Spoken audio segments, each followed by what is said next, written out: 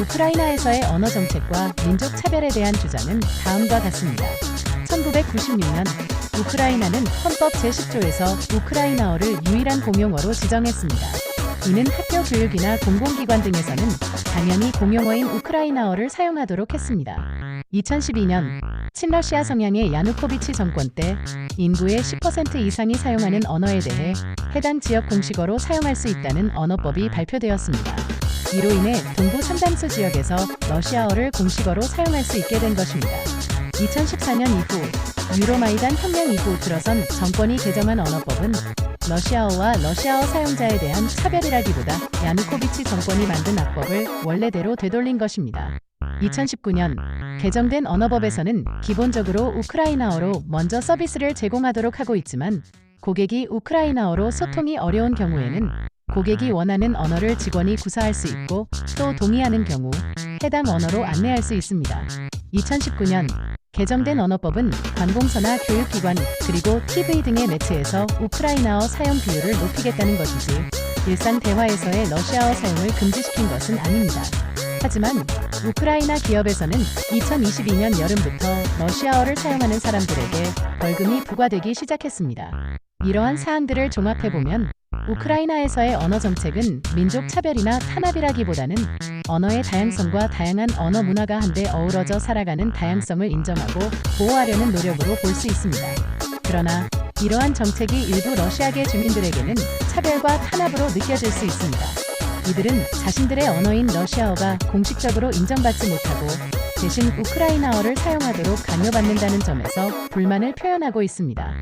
이는 그들의 정체성을 인정받지 못하고 자신들의 언어와 문화를 유지하려는 노력이 무시된다는 느낌을 줄 수 있습니다. 이러한 불만과 불편함은 결국 러시아와 우크라이나 사이의 긴장을 높이는 원인 중 하나가 되었습니다.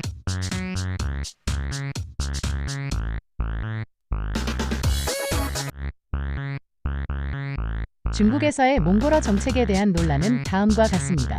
2020년 중국의 내이멍구 자치구에서 새학기부터 중국어 교육 강화 조치가 시행되었습니다. 이 조치는 학교에서 소수민족 언어인 몽골어 대신 중국어로 수업하도록 했습니다. 이로 인해 몽골족 학생들과 학부모들이 강하게 반발하였습니다. 2020년 이러한 중국어 교육 강화 조치에 대한 반발은 몽골족이 거주하는 해외 지역까지 확산되었습니다. 이들은 중국의 이러한 정책을 민족 말살 정책이라고 비판하였습니다. 2020년 이러한 반발에도 불구하고 중국 정부는 이러한 정책을 계속 시행하였습니다. 이로 인해 몽골족 학생들과 학부모들 사이에서 불만이 계속 증가하였습니다. 2020년 이러한 상황은 몽골족 학생들과 학부모들 사이에서 불만이 계속 증가하였습니다. 이로 인해 몽골족 학생들과 학부모들 사이에서 불만이 계속 증가하였습니다. 이러한 상황은 국제인권기구와 여러 나라에서 지속적으로 지적되고 있습니다. 이러한 문제는 대화와 협상을 통해 해결되어야 합니다. 이는 모든 국가와 사회에 적용되어야 합니다. 따라서 중국의 몽골어 정책은 국제인권법에 따라 평가되어야 하며 이에 따라 정당화될 수 없습니다.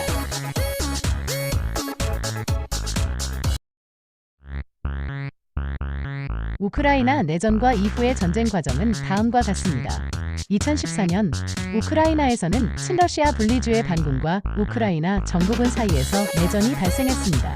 이 내전은 돈바스 지역의 친러시아 반군 세력의 힘으로는 우크라이나 정부군을 상대하기 역부족이라 8년간 교착 상태에 빠져 있었습니다. 2014년 러시아는 우크라이나의 유럽연합 EU 가입 시도에 반발해 크림반도를 합병했고 그 이후 러시아계 주민들이 많이 사는 돈바스 등 동부 우크라이나에서는 친러시아계 세력이 우크라이나에서 분리 독립을 추구하는 무장투쟁을 벌여왔습니다. 2021년 말 러시아는 우크라이나 국경 근처에서 러시아군 병력을 증강하기 시작했습니다. 2022년 2월 24일 러시아는 도네츠크, 루간스크 공화국의 독립을 승인하고 평화유지군의 명목으로 러시아 병력의 진압을 지시하였습니다. 2022년 2월 25일 러시아는 우크라이나를 침공하였습니다. 이 공격은 초반 러시아의 공세로 균형이 무너지는 듯했으나 우크라이나가 거센 저항으로 수도 키이우 방어에 성공하면서 다른 양상으로 전개되기 시작했습니다. 2022년 12월 21일 우크라이나 전쟁이 발발 300일을 맞았습니다. 2024년 현재 전쟁은 아직 진행 중입니다. 이러한 과정을 통해 우크라이나 내전과 이후의 전쟁은 복잡한 국제적 문제로 발전하였습니다. 이는 러시아와 우크라이나뿐만 아니라 유럽연합, EU, 북대서양 조약기구, NATO, 그리고 전 세계에 영향을 미치고 있습니다.